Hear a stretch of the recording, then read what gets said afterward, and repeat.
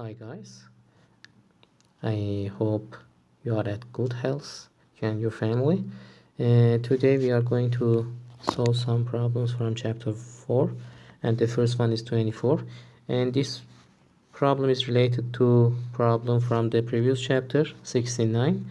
As you remember, we have solved this problem last session, and we had calculated the reaction forces, maximum stresses, and the principal stresses on the shaft, and all of the dimensions you can see here are given, and the diameter of shaft, the distances, and all of the things.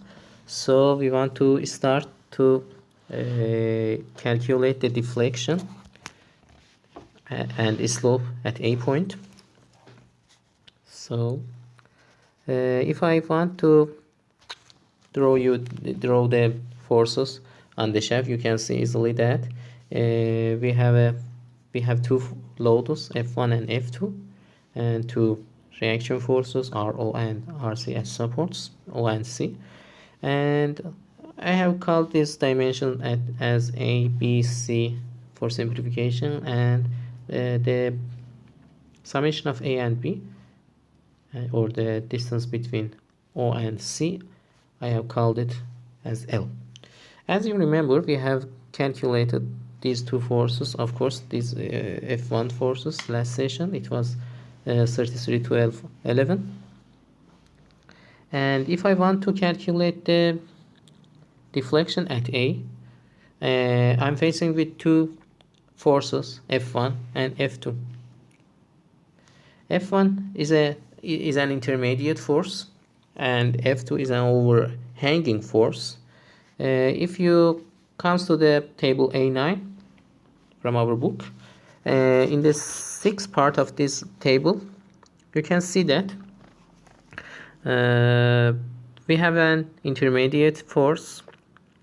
You can see here all of the things have been calculated, and if I want to calculate the deflection at any points, I can use these formulas.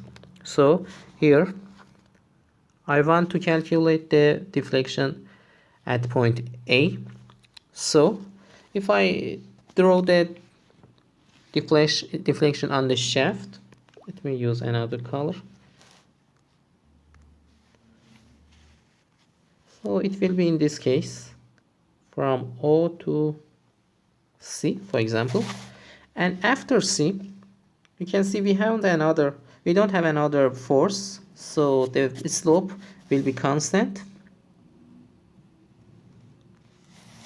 In this case, for example, it's an exaggerating, and it will be the deflection at A because of first force. Okay, so the things that I need to find the slope at point C, and then multiply it by this dimension C, it will cause the deflection at A. Okay, so let me write it here.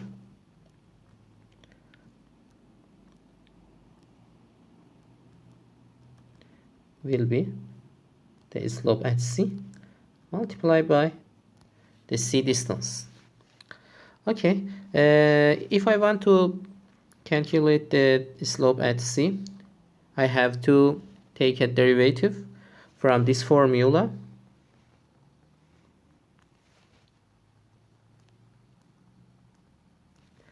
and then put x equals to L to find theta at C point. If you do this, you will find that theta at C will be, of course, let me describe something. As you can see here, the direction of our force, I mean F1, is opposite by the direction of the example. You can see the example is downward and our force is upward. So I should use a minus in our formulation. So the slope will be minus F1 multiplied by A over to 6 EI L multiplied by L2 minus A2. Okay, so here I have the slope at C. If I multiply it by C, I will find the deflection at A point because of the first intermediate force. So it is the first part. And for the second part, as you can see here, we have an overhanging force. It's like our for a problem situation. We have an overhanging force here. And if I want to find the deflection at C, you can see here that easily it has been calculated. So I can use this one. The things that I should replace the A with C, because this one would be C in my problem. So it would be C. And easily I can find the deflection at A because of F2. It will be minus FC2 over to 3EI multiplied by L plus A. Sorry. L plus C.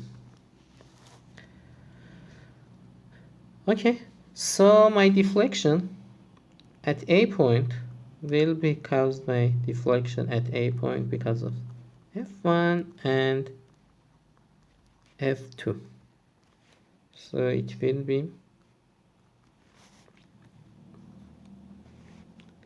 minus F1A over to 6EI L multiplied by L2 minus A2 times C minus F2 C square C over to 3EI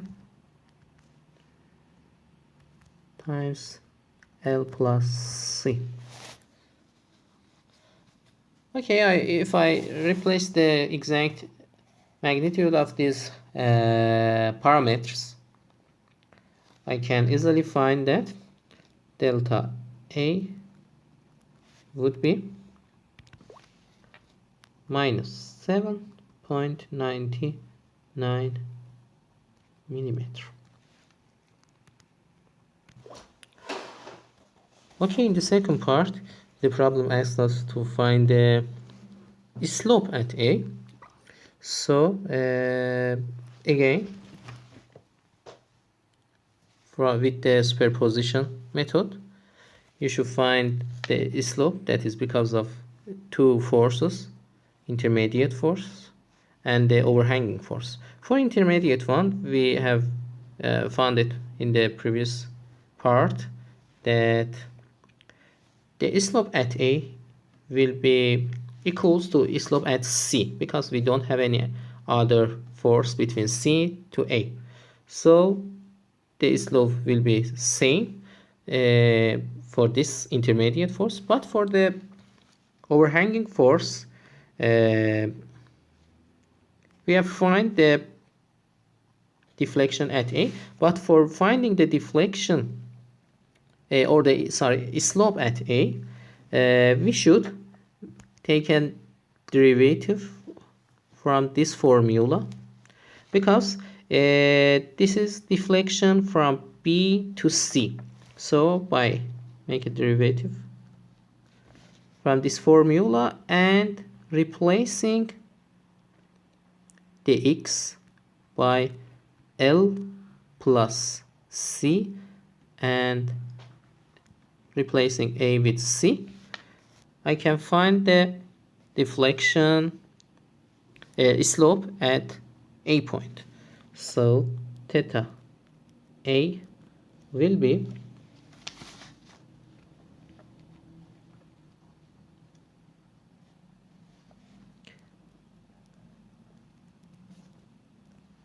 the derivative of f2 x minus L over to 6 EI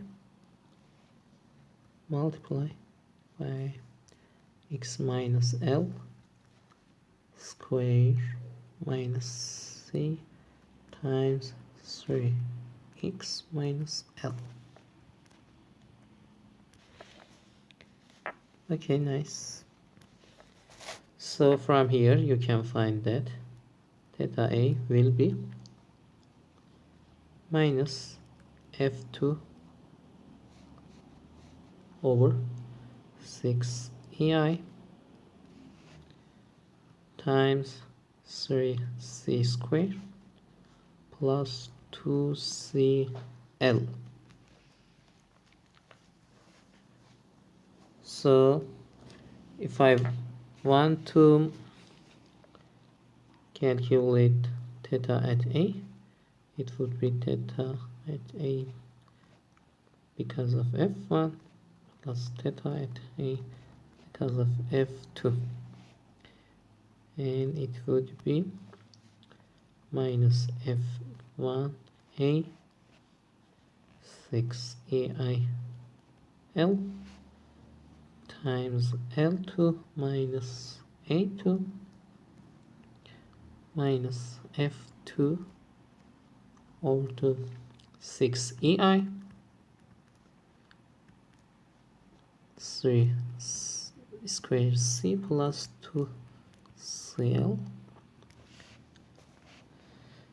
So if I put the exact magnitude of these parameters, theta A would be